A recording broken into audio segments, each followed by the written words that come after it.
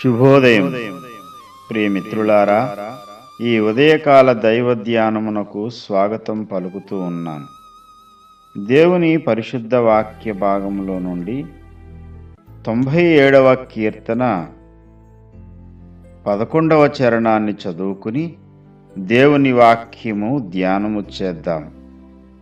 నీతిమంతుల కొరకు వెలుగును, యథార్థ హృదయుల కొరకు ఆనందమును విత్తబడి ఉన్నవి.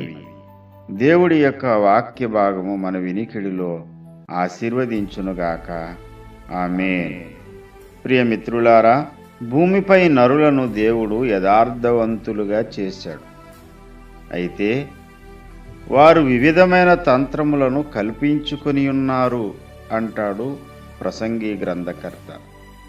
యథార్థత పోగొట్టుకుని వేషధారులమై జీవితమంతా చీకటిమయమై యథార్థవంతుడు పరిశుద్ధుడైన దేవునితో సహవాసము కోల్పోయిన వారంగా మనమున్నాం.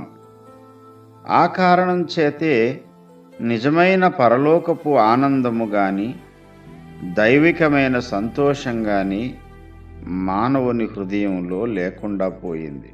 రక్షణ పొంది దేవునితో నడవాలని ప్రయత్నం చేస్తున్నవారు కూడా ఈనాడు చాలామంది హృదయంలో ఆనందం లేకుండానే బ్రతుకుతున్నారు.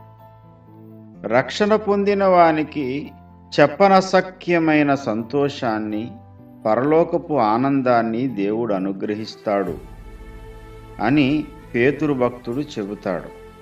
చెప్పనసఖ్యమైన సంతోషాన్ని దేవుడు హృదయంలో అనుగ్రహించినా ఆ సంతోషాన్ని ఎందుకు అనుభవించలేకపోతున్నారు? కారణం ఏమిటి అంటే యథార్థత లోపించడమే. ఊజు దేశంలో యోబు అను ఒక మనుషుడుండెను. అతడు యథార్థవర్తనుడు అని దేవుడు సాక్ష్యమిచ్చాడు పరలోక దేవదూతలందరి ఎదుట దుష్టుడైన సైతానుకు. ప్రియమిత్రులారా, ఈ రోజున నిన్ను గూర్చి నన్ను గూర్చి ఆ సాక్ష్యం దేవుడిచ్చే పరిస్థితులు ఉన్నాయా? మనము యథార్థంగా ప్రవర్తిస్తున్నామా లేక వేషధారులుగా జీవిస్తున్నామా? వేషధారులుగా బ్రతుకుతూ యథార్థతను పోగొట్టుకుని చాలామంది ఈ రోజుల్లో తమను తామే సమర్థించుకుంటూ ఉన్నారు.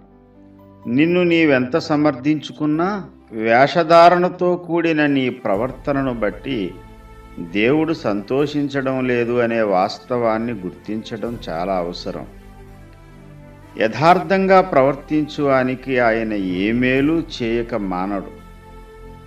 యథార్థత అనేది దేవునికి చాలా ప్రీతికరమైనది.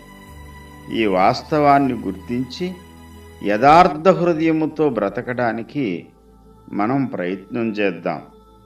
దేవా, నాకు యథార్థమైన హృదయం అనుగ్రహించు అని మనం ప్రార్థన చేద్దాం. నీతిమంతుల కొరకు వెలుగును, యథార్థ హృదయుల కొరకు ఆనందమును విత్తబడి ఉన్నవి అని లేఖనము ద్వారా ప్రభు చెబుతున్నాడు. యథార్థ హృదయులారా అని పిలిచినప్పుడు ఆ గుంపులో మనముండడం ఎంత ధన్యత! వేషధారులను ప్రభువు ద్వేషిస్తున్నాడు, యథార్థ హృదయులను ఆయన ప్రేమిస్తున్నాడు. ప్రియమిత్రులారా, ఈ లోకంలో మనం ఎన్ని సంపాదించుకున్నా, ఎంత భక్తులమని మనం విర్రవీగుతున్నా యథార్థత లోపిస్తే మన జీవితమంతా చీకటిమయమే సుమా. ఈ ఉదయకాలమున ప్రభువా, నన్ను యథార్థవంతునిగా తయారు చేయండి, నాలో ఉన్న వేషధారణంతా కాల్చివేయండి అని ప్రార్థిందామా? పరిశుద్ధాత్మ దేవుని సహాయము చేత, దేవుని అగ్ని చేత కాల్చబడిన వారమై, పవిత్రులమై, యథార్థవంతులమై, దేవుని ముఖదర్శనము చేస్తూ దేవుడు అనుగ్రహించే హృదయానందముతో నింపబడి సంతోషభరితులమై ముందుకు సాగిపోదామా? అట్టి కృప కొరకు దేవుణ్ణి వేడుకుందాం. దేవుడి యొక్క మాటలు మన వినికిడిలో ఆశీర్వదించునుగాక. ఆమేన్.